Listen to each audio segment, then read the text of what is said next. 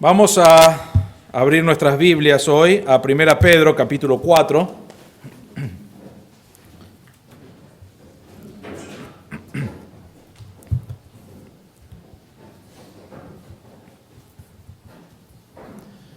Seguimos con nuestro tema de alelón, que significa unos a otros. Una palabra en griego vamos a saber, ¿no? Después de todas estas semanas, alelón. Es la palabra en griego para unos a otros. Y hoy vamos a ver siendo hospitalarios los unos a los otros. Realmente vamos a hablar de varias cosas en este pasaje, pero vamos a terminar con el siendo hospitalarios los unos a los otros. Miren 1 Pedro 4, versículos 7 al 9, dice así: Mas el fin de todas las cosas se acerca. Sed pues prudentes y de espíritu sobrio para la oración. Sobre todo, sed fervientes en vuestro amor los unos por los otros, pues el amor cubre multitud de pecados. Sed hospitalarios los unos para con los otros, sin murmuraciones. Según cada uno ha recibido un don especial, úselo sirviendo los unos a los otros como buenos administradores de la multiforme gracia de Dios. Hasta ahí nomás. Pedro acaba de hablar sobre los últimos tiempos, ¿no? Y te hago una pregunta. ¿Qué harías, a ver si aparece, si te quedara una semana de vida? ¿Qué harías si te quedara una semana de vida? Ayer jugué un partido de hockey. No me sentía bien, pero fui a jugar porque estábamos en los playoffs. Y en un momento pensé que me iba a morir ahí en la cancha, ¿no? Y uno me dijo, para animarme, me dice, a mí me encantaría morir jugando al hockey, ¿no? Le dije, a mí no, yo no me quiero morir, y menos jugando al hockey. Prefiero morir predicando, creo que sería mejor. No sé si para ustedes, pero para mí sería mejor que jugando al hockey. Pero ¿qué harías si te quedara una semana de vida? Hay películas, hay libros, hay ideas que surgen por ahí de qué harían, ¿no es cierto? Hay personas que dicen, bueno, yo tengo una lista. Hay una película que habla de una lista de 50 cosas que tienen que hacer y una vez que completan la lista, termina la película que mueren después de que completaron toda esa lista. Pero como son nuestros últimos momentos, vamos a aprovechar y cumplir con todas estas cosas. Me acuerdo en el año 2012 había un grupo que dijo que el mundo se iba a acabar. No sé si recuerdan eso, pero en el 2012 todo iba a terminar. Hicieron una película, ¿no es cierto?, llamado 2012, pero se iba a acabar. Y saben que, me acuerdo, yo estaba en Estados Unidos justo cuando era la fecha que iba a suceder, y yo iba manejando por una de las autopistas y había un cartel que decía, el mundo se acaba, disfrútalo, ¿no? Quedan unos días nomás. Y me acuerdo escuchar en la radio en ese mismo viaje, estaba escuchando una radio cristiana, y decían que habían personas que creían que el mundo se iba a acabar, y lo que estaban haciendo es sacando préstamos, ¿no es cierto?, de millones y millones todo lo que podían, ¿no? Y gastaron miles y miles y miles y miles de dólares, porque dijeron, total, nos queda menos de una semana, vamos a disfrutarlo. Creo que me imagino que todavía están pagando sus deudas, ¿no es cierto? Pero me acuerdo que era algo muy popular y bueno, van a estar pagando eso por mucho tiempo. Pero algunos dicen, bueno, voy a amar más, voy a disfrutar con mis seres queridos. Si me quedo una semana, voy a pasar mucho tiempo con ellos. Voy a hacer diferentes cosas que siempre quise hacer, ¿no es cierto? Algunos dicen, voy a asegurarme de creer en Dios. Tengo una semana, voy a esperar hasta el último día, pero voy a asegurarme de creer en Dios, de creer en Cristo y lo que Él hizo y asegurar mi lugar en el cielo. Tenemos muchas diferentes cosas cuando pensamos en el final de nuestra vida. Pedro dice, el fin de todas las cosas se acerca. No está hablando necesariamente del fin de su vida, pero sí está diciendo, estamos en los últimos tiempos. Ahora, Pedro escribió esto hace más de 2000 años. Hace 2000 años estaban en los últimos tiempos, ¿no es cierto? Hoy estamos más cerca a los últimos tiempos. La realidad es que hemos estudiado esto en Mateo 24 y 25, en Apocalipsis también nos dice lo que va a suceder, pero creemos que Cristo puede volver en cualquier momento, puede volver hoy, puede volver mientras estamos en esta reunión. Sabemos que, y lo que lo llamamos es que es el retorno inminente de Cristo. Puede volver en cualquier momento y viene, después de su regreso, vienen los últimos años realmente antes de que termine todo y Cristo esté reinando. Pero el fin de las cosas, de todas las cosas, se acerca. Pedro no está hablando acá como viejo, aunque está mayor, ¿no es cierto? Pero él no está diciendo, estoy por morir, sino que él está diciendo, la venida del Señor va a llegar pronto. Estamos muy cerca a que suceda. Y como dije, puede suceder hoy. Entonces, como puede suceder hoy, Pedro dice, pensá cómo vivirías tu vida si hoy fuera el último día para vivir. Pero no para disfrutar de placeres, sino que él va a decir, lo más importante que podés hacer son estas cosas bíblicas, estas cosas para el Señor. Dedicá los últimos días que tenés, el último tiempo que tenés, para servir al Señor. Como servimos al Señor, vamos a terminar hablando de unos a otros, pero eso es lo que él está diciendo. Debes pensar en servir al Señor en tus últimos tiempos. Empieza ahí en el versículo 7, 1 Pedro 4, 7, dice, mas el fin de todas las cosas se acerca. Él está hablando de cómo Dios quiere que vivamos en los capítulos anteriores. Y él dice, Dios quiere que vivamos así, y sin pecado, y dejando todas las cosas del pecado y humano y de la carne, y que vivamos para el Señor. Y después dice, más. Y la idea de eso es, por lo tanto, ya que Dios quiere que vivamos así, eso es la idea de esa palabra más, ya que Dios quiere que vivamos así, date cuenta que no solamente quiere que vivas así, sino que vivas de una manera con urgencia. El fin de todo se acerca. Está por terminar este tiempo que tenés para servir al Señor. Eso es lo que está diciendo. Y entonces Él nos va a dar 3 cosas que debemos mirar. La primera es que debemos orar. Miren el versículo 7, dice, mas el fin de todas las cosas se acerca. Sed pues prudentes y de espíritu sobrio para la oración. Saben que si a mí me dicen, te quedan unos pocos días de vida, no sé cómo reaccionaría, pero Pedro dice, queda poco, entonces como queda poco, dedícate a orar. Y nos da algunas palabras acá. Nos da primero, nos dice pensar claramente, dice, sed pues prudentes. La idea de la palabra prudente es la palabra velad, es la idea de estar atento. Entonces Pedro está diciendo, se acerca el fin, y lo primero que tenés que hacer es estar atento, prestar atención a lo que está sucediendo. Es la misma palabra que está usado en 1 Pedro 5:8, que me dejó de andar, ahí va. 1 Pedro 5:8 dice, sean de espíritu sobrio, estén alerta. Esa es la palabra. ¿Por qué? Su adversario, el diablo, anda al acecho como león rugiente, buscando a quien devorar. En este versículo Pedro está diciendo, estén atentos, pero estén atentos a los peligros que están alrededor. Y nos da una ilustración de cómo es el peligro.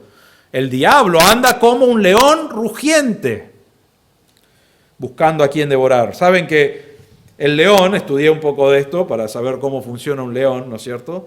Pero el león, en su gran parte, caza de noche. Él busca la oscuridad. Y es más, los días con luna llena no le gustan mucho, ¿no es cierto? ¿Por qué? Porque está muy visible. Pero lo que hace el león, y quizás ustedes lo han visto, lo vemos en dibujitos, lo vemos en películas y quizás lo viste en en algún canal de, algún documental, ¿no? Pero vemos al león a la tardecita, está ahí al lado del arbolito, en la sombra, chupándose las patas, ahí sentado, parece re vago, ¿no es cierto? Pero aparentemente lo que él está haciendo es estudiando la situación. Él está ahí, parece que no está haciendo nada, pero él está mirando quién está, dónde está su presa. Está suficientemente lejos porque no quiere espantar a su presa. Entonces él está estudiando y mirando, y cuando va oscureciendo, se va preparando para poder ir y agarrar su presa. Muchas veces, a veces están al descubierto y lo hacen en la oscuridad, muchas veces están en los pastos, ¿no es cierto? Y se esconde allí, preparándose para acercarse a su presa sin que sepa. Y Pedro, no sé cuánto estudió sobre leones, pero aparentemente tenía una idea, y él dice, estad atentos. Porque claro, vos ves el león allá y parece que no te va a hacer nada y en un segundo va de ahí a agarrar a su presa sin que se dé cuenta. Y Pedro está diciendo, debes estar atentos y velad a las cosas que están alrededor. En este versículo está hablando de Satanás. En el versículo de 1 Pedro capítulo 4, versículo 7, está hablando de que es el último tiempo. Entonces, está alerta, presta atención, fíjate qué está sucediendo alrededor tuyo. Y dice, sed pues prudentes y ¿qué? De espíritu sobrio. La palabra acá de espíritu sobrio es la palabra sofroneo, que significa estar en la mente correcta o tener autocontrol. Es tener una mente clara. Es más, no vamos a ir a este pasaje, pero en Marcos capítulo 5, del versículo 1 al 20, ¿saben lo que hay ahí? Hay un hombre que está endemoniado y tiene una legión, que son muchos demonios dentro de él. Y Jesús va y saca al demonio, saca la legión de demonios y lo manda a los cerdos. ¿Recuerdan? Y los cerdos van y se ahogan en el mar. Pero él saca a los demonios y el hombre es considerado un loco. Lo tienen atado en algunos casos contra una pared con cadenas porque estaba loco. Y hacía cosas locas en el barrio aparentemente y dijeron basta de esto y lo vamos a atar.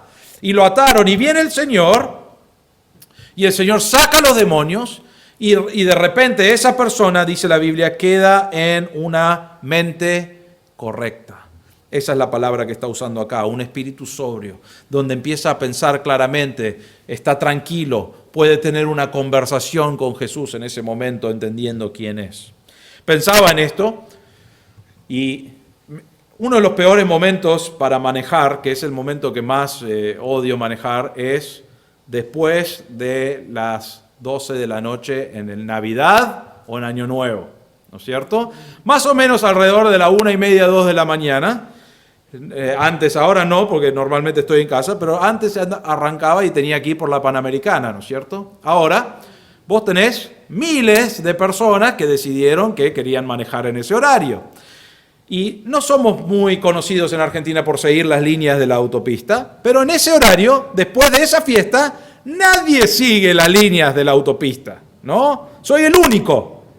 Entonces vos estás manejando y estamos yendo todos a 15 por hora y el auto empieza y le toco bocina y se va para el otro lado, ¿no? ¿Por qué? Porque no hay uno que está de mente clara, ¿no es cierto? Es más, siempre es irónico, ¿no? Pero siempre tenemos a la gente que hace los controles de alcoholemia todos los días del año, menos Navidad y Año Nuevo. ¿Por qué? Porque ni ellos van a pasar el test, ¿no? Pero todos van a dejar su auto donde están. No lo hacen. Supuestamente lo hacen, pero no creo que lo hacen en ese horario, porque ya saben. ¿Por qué? No están de mente clara, ¿no? Tomaron. Entonces no están de mente clara. Y creo que acá Pedro está diciendo obviamente lo opuesto. Él está diciendo, debes ser prudente, que es la idea de atento, y debes ser de un espíritu sobrio, donde podés pensar con una mente clara. Conté esta historia antes, pero me parece gracioso, lo voy a contar. Capaz que no es gracioso, no sé. Había un inglés, y un inglés quería saber el éxito de su amigo, que era de otro país en Europa. Entonces le dice, vos sos exitoso, quiero saber cómo llegaste a ser tan exitoso. Y él le dice, yo te voy a contar el secreto de ser exitoso, de ser muy inteligente. Necesitas comer más pescado, le dijo. Dice, ¿pescado? Sí, el pescado es comida para el cerebro, le dijo. Vos dame $15 y yo te voy a conseguir un poco de pescado para que te cocine mi esposa. Y vas a ver cómo eso te esclarece todo el cerebro, vas a pensar re bien. Dice, bueno, después lo comés, fíjate cómo resulta. El inglés le da los $15 a su amigo, entrega el pescado, lo cocina a la esposa y le dan al hombre para comer. Al otro día se encontraron los dos y le pregunta, el europeo le pregunta al inglés, al revés, le dice, ¿cómo te funcionó el pescado? Y le dice, bien, creo que bien, no sentí nada diferente. Pero ¿te puedo hacer una pregunta? ¿No es un poco caro $15 para un pedacito de pescado? Dice, ¿viste? Ya está funcionando mejor tu cerebro. Así que cuidado con los amigos europeos, ¿no? Pero la idea de este versículo es que podamos pensar sobriamente, que pensamos con claridad. Entonces, estamos atentos, pensamos con claridad, ¿para qué? Y Pedro nos dice acá, para poder orar. Dice ahí versículo 7, mas el fin de todas las cosas se acerca, sed pues prudentes y de espíritu sobrio para la oración. Si siempre estás corriendo, siempre estás tenso, siempre estás estresado, sos fácil de distraer. No sé si les ha pasado esto, pero cuando vos decís voy a orar, ¿no es cierto? Yo antes, cuando era más joven, me sentaba a orar o me arrodillaba para orar y decía voy a dedicar estos 30 minutos que tengo para orar. Y me sentaba ahí y empezaba a orar y oré 2 o 3 cosas y después estaba pensando, escuchaba una música de algún lado, cerca, algún vecino o algo, y empezaba a pensar en la letra de la música, ¿no es cierto? Y después la letra de la música me llevó, tengo que hacer esto, ¿no? Estoy todavía de rodillas, estoy con los ojos cerrados, y me distraía, ¿no es cierto? ¿Les ha pasado? Me miran como que soy raro, pero nos pasa, nos distraemos muy fácilmente. Y Pedro está diciendo, debemos estar atentos y debemos estar con mente clara, enfocados en la oración, dedicados a orar.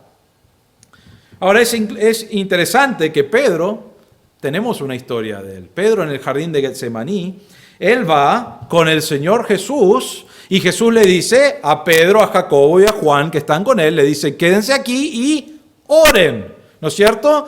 Y Jesús se aleja un poquito y empieza a orar, realmente uno de los peores momentos de la vida de Jesús, porque era justo antes de que Él iba a entregar su vida y morir por nosotros y sufrir todo lo que sufrió cargando nuestro pecado. Y Él deja a sus 3 hombres más cercanos y les dice, oren por mí, yo voy a ir acá a orar. Y vuelve, ¿y qué hace? Los encuentra roncando, ¿no? Pedro tiene baba sobre la piedra donde estaba durmiendo. Estaban los 3 durmiendo y el Señor le dice, despiértense, estén atentos, oren conmigo, no se dan cuenta de lo que está pasando. Y les dice, voy a ir a orar otra vez, pero ustedes oren conmigo. Y vuelve, ¿y qué pasó? Otra vez están durmiendo. No estaban atentos, no estaban velando.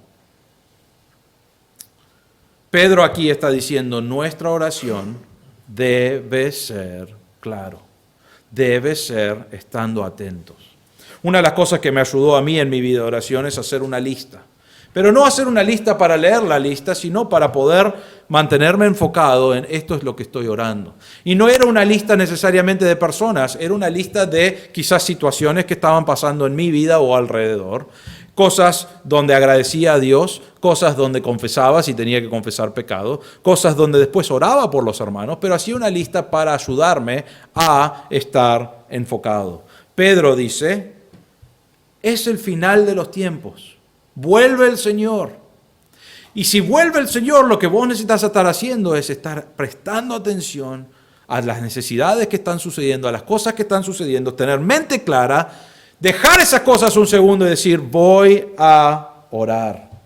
Y pasar tiempo orando al Señor, no distrayéndonos. La segunda cosa que nos dice en el versículo 8 es que debemos ser fervientes en amor. Versículo 8 dice, sobre todo, sed fervientes en vuestro amor los unos por los otros, pues el amor cubre multitud de pecados. La palabra acá, fervientes, es la palabra profundo. Dices que vuestro amor sea profundo. Los unos por los otros es la palabra alelón. Estamos orando, viene el fin de los tiempos, estamos dedicados a la oración, prestando atención, y ahora Pedro dice algo que ya hemos estudiado en estos meses, pero dice, debemos ser profundos en nuestro amor los unos a los otros. Ahora recuerden, es el fin de los tiempos. Pedro dice, es el final de los tiempos, dedícate a orar. Segundo, dedícate a amar profundamente a tus hermanos. La palabra profundo acá es la idea, se usaba para un atleta realmente que tensaba sus músculos, o era para un caballo que corría a todo galope. Y lo que está diciendo es, debe ser profundo, debe crecer tu amor, debe ser utilizado al máximo tu amor los unos por los otros. Es un amor que no tiene límite, que sigue y va creciendo. El ejemplo de ese amor es lo que Cristo hizo en la cruz, en Juan 3:16, que entregó su vida, entregó su cuerpo, entregó su vida por nuestro pecado. Lo cargó sobre él, para que vos y yo podamos ser perdonados. Ese es el amor que Él está hablando. Ahora, no quiere decir que vos tenés que entregar tu vida por tu hermano. Significa que vas a llegar a ese límite si es necesario, pero vas a amarlo de una manera profunda a tu hermano. Ahora, es interesante acá lo que dice el final del versículo 8. Dice, sobre todo, sed fervientes en vuestro amor los unos por los otros, pues el amor cubre multitud de pecados. El amor cubre multitud de pecados. ¿Qué significa eso? Bueno, primero que nada hay otro versículo que habla de eso, Proverbios 10:12, dice, el odio crea rencillas, crea conflictos, pero el amor cubre todas las transgresiones. Ahora, hay algunos que han usado este versículo y dicen, bueno, si vos sos realmente mi hermano en Cristo y me amás, vos vas a hacer, ¿cómo se dice?, la vista gorda a todo lo que yo hago mal, ¿no es cierto? Y no me vas a decir nada. Porque después de todo el amor cubre, yo puedo seguir pecando, vos sabés que estoy pecando y si vos me amás vas a dejarme de pecar y no vas a decir nada, ¿no? Bueno, es totalmente contrario a lo que dice la Biblia.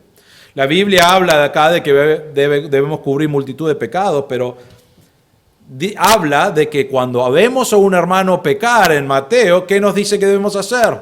Alguien está en pecado, debo ir a enfrentar a mi hermano en su pecado. ¿No? Debo ir y hablarle y decirle, estás en pecado, necesitas arreglar cuentas con el Señor. Y dice, si tu hermano te escucha, amén. Y los dos pueden seguir al Señor. Si no te escucha, necesitas un segundo testigo que viene con vos para enfrentar su pecado. Y si te escucha, buenísimo, gloria a Dios. Si no te escucha, lo llevas a la iglesia. Y la iglesia dice, está todo bien, porque tenemos que cubrir multitud de pecados. No, no dice eso, dice, necesitamos enfrentar el pecado de este hermano. ¿Por qué? Porque amamos a este hermano. Y esto es lo que Dios quiere, que mostremos nuestro amor cuando está en pecado, que podamos disciplinarlo para que arregle cuentas con el Señor para poder vivir para el Señor. Entonces no está hablando acá de decir, voy a mirar para el otro lado y voy a dejarte pecar porque somos hermanos. Está todo bien. No es eso lo que está diciendo. Porque no es esa la enseñanza de la Biblia. La Biblia dice, si hay alguien en pecado, si lo amás verdaderamente, vas a enfrentar ese pecado para el beneficio de ese hermano. Entonces, ¿qué nos está diciendo este versículo? La idea acá es que yo estoy siendo ferviente, soy profundo en mi amor el uno por el otro, y alguien me maltrata. ¿Les ha pasado eso? Vos decís, bueno, el pastor predicó, la Biblia me indicó que yo necesito amar a mis hermanos, voy a hacerlo más. Voy a estar más involucrado en mostrar amor. Y venís el domingo y decís, voy a mostrar amor a mis hermanos, y lo primero que viene alguien dice, ¿por qué estás haciendo eso? Y se empieza a quejar de algo, y te empieza a maltratar. Y vos decís, yo iba a amar más a los hermanos, pero me olvidé de este hermano que siempre me maltrata, ¿no? Y lo que está diciendo acá Pedro es, va a pasar. Vos estás amando a los hermanos al límite de tu amor, ¿no es cierto? Creciendo más y más. Y van a haber problemas, van a haber dificultades, van a haber choques, van a haber roces, va a haber pecado que afecta su relación. Entonces, ¿qué hacemos? No los saludamos más, ¿no? Cambiamos de iglesia. O tratamos de que lo disciplinen, ¿no? Que pague. No hacemos nada de esas cosas. ¿Qué hacemos? Dice, el amor cubre multitud de pecados. En algunos casos, si hay pecado, debe estar enfrentado, se debe hablar. Pero ¿saben qué? Hay veces que no te van a responder o quizás hay algo que vos malinterpretaste y entonces decís, me tiene que pedir perdón. Pedro está diciendo, van a haber momentos donde hay pecado, pero si amás a ese hermano, o hay dificultades, o hay roces, y decís, bueno, yo lo amo. Me pida perdón o no, yo lo amo. yo lo perdono. Debo tratar con su pecado si peca, ¿no es cierto? Pero te maltrató. Y vos decís, bueno, yo lo amo igual. Y no voy a dejar que eso afecte mi relación. No voy a dejar que eso afecte mi servicio a Dios. ¿Cómo se cubren los pecados de aquellos que no admiten que hicieron algo malo? Porque ese es el que más nos cuesta, ¿no es cierto? Si alguien viene y nos dice, perdóname, no te quise maltratar, no quise hacer eso, fue un error, quiero que me perdones, normalmente decimos, sí, te perdono. Y terminó, ¿no? Pero ¿qué hacemos con las personas que no te piden perdón? ¿No? A la horca, ¿no? Vamos a poner una pared acá al fondo y vamos a bajarlo, ¿no? Pensamos así a veces. ¿Qué debemos hacer con esas personas? Cuando no te pide perdón, debes perdonarlo, debes amarlo. ¿Por qué? Porque el amor cubre multitud de pecados. Eso es lo que está diciendo. Este hermano me sigue molestando, me sigue maltratando. ¿Qué debo hacer? Amarlo. Perdonarlo, amarlo. Porque eso es lo que está diciendo acá. Ahora es interesante, estamos hablando del final de los tiempos, y Pedro dice, dedícate a orar y hacelo con atención, mente clara. Y ama a tus hermanos, mostrarles amor, aun cuando te maltratan. Es el último tiempo. Nosotros diríamos, ahora me voy a vengar porque queda una semana, ¿no? Y Pedro está diciendo, no, amalos con el amor que cubre multitud de pecados y cosas que te han hecho mal. Tercero, debemos ser hospitalarios.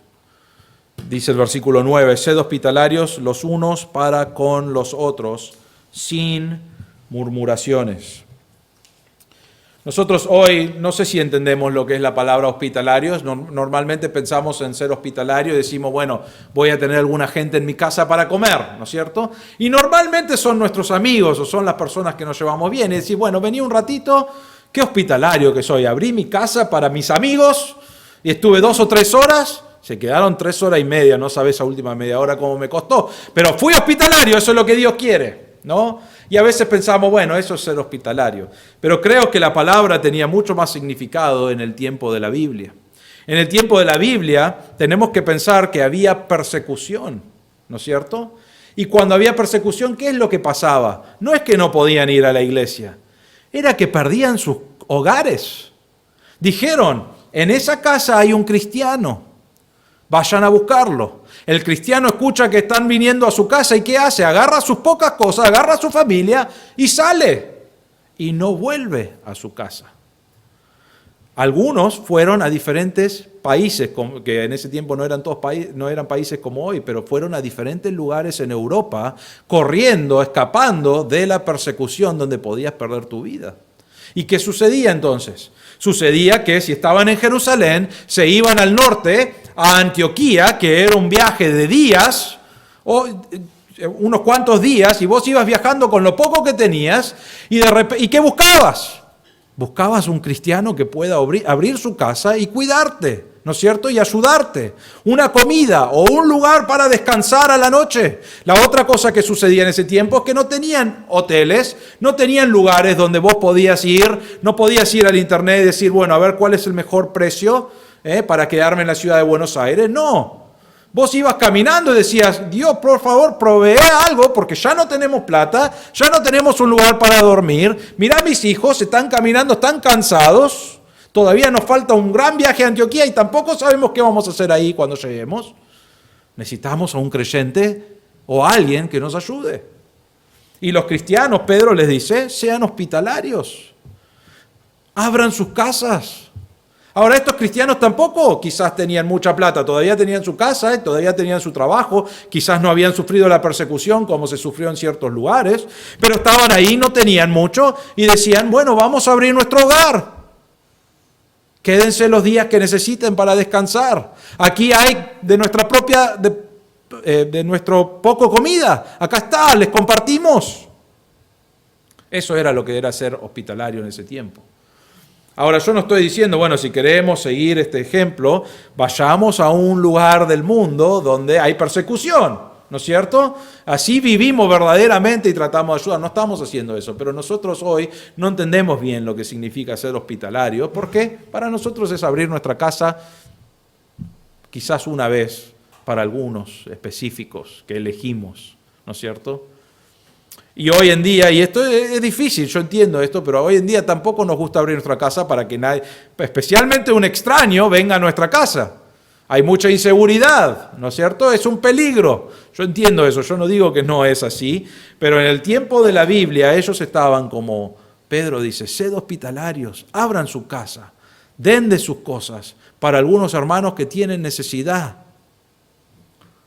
Y dice, sed hospitalarios los unos para con los otros. Ahora, la palabra hospedaos, no sé si lo tengo aquí. No lo tengo acá. La palabra hospedaos significa amor a los extraños.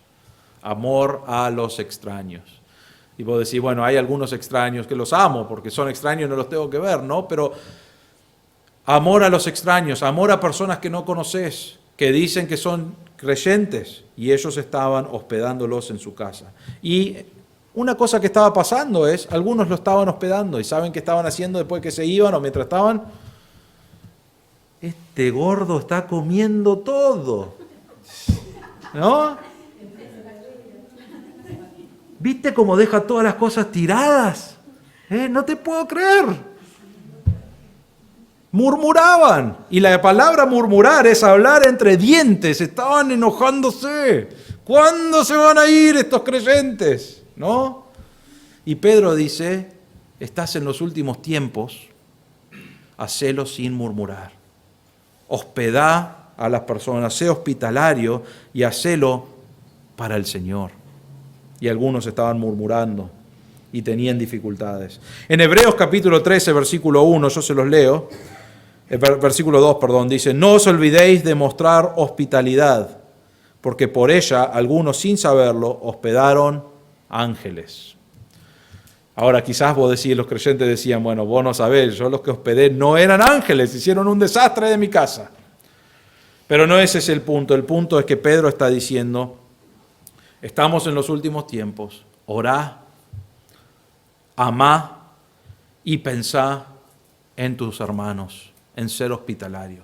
A veces va a ser difícil, a veces van a aprovecharse, ¿no es cierto? A veces va a haber dificultad en cuanto a no hacen las cosas como vos querés, te dejaron algo sucio, no lo hicieron en una manera excelente, entonces nos enojamos. Y si bien no vamos a ser hospitalarios como eran en ese tiempo, porque no vivimos en la misma situación, sí podemos ser hospitalarios los unos a los otros, donde a veces damos de nuestro tiempo. Y a veces damos de las cosas que tenemos, que quizás Dios nos ha dado en abundancia. Y podemos ser hospitalarios, y podemos ser amorosos, y podemos ministrarnos los unos a los otros. Estamos a más de 2000 años de cuando Pedro escribió esto. El fin de todas las cosas está más cerca hoy de lo que estaba cuando Pedro escribió. Puede volver hoy el Señor. Y el Señor nos dice que debemos dedicarnos a orar. Te hago esta pregunta, ¿estás orando? ¿Velás? ¿Estás atento? ¿Pasás tiempo en oración por tus hermanos? ¿Por las necesidades que tenés? ¿Para glorificar a Dios? Muchos de nosotros, si escucháramos que es la última semana, estaríamos con 1000 otras cosas, y Pedro dice, frená y enfócate en orar a Dios. Y orá por tus hermanos.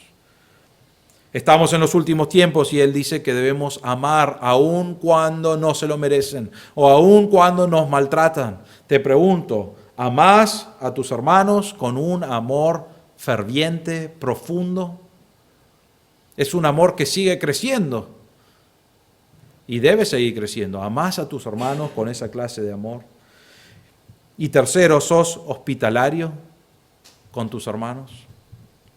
No estoy diciendo que agarres a alguien de la calle que no tiene un lugar y digas, bueno, vení, acá está mi casa. Si Dios te guía a hacer eso, bueno, eso es entre vos y Dios. Y oramos por la protección también, ¿no? Pero, ¿cómo podemos ser hospitalarios el uno al otro? ¿Cómo podemos ministrarnos? A veces va a llevar a un sacrificio de tu parte. Y Pedro está diciendo en esta situación, sé hospitalario, no murmures, lo estás haciendo para el Señor. Es el último tiempo, dedícate a estas cosas. Vamos a orar. Padre nuestro, te damos gracias por tu palabra, Señor, te damos gracias por las verdades que nos comunica Pedro aquí. Te damos gracias, Señor, porque sabemos que tu regreso es inminente, puede pasar en cualquier momento, y pedimos, Señor, que podamos pensar que en cualquier momento puedes regresar y que podamos enfocarnos en estas verdades que Pedro nos dice. Que podamos enfocarnos en ser personas de oración, que nuestro amor abunde, que sea profundo el uno por el otro, que podamos ser hospitalarios, a veces cuando lleva sacrificio de nuestra parte, Señor, que podamos ser más, crecer en ser hospitalarios, Señor, y en vivir de esa manera, ministrando el uno al otro. Y, Señor, el propósito de estas cosas no es para nuestro propio bien, es para glorificarte a ti. Y, Señor, pedimos que eso sea nuestro objetivo, que eso sea lo primordial en nuestras vidas, de poder darte gloria a ti, pensando en tu regreso, pensando en orar, pensando en amar y pensando en ser hospitalario el uno con el otro. Te agradecemos por este tiempo en tu palabra, en el nombre del Señor Jesús. Amén.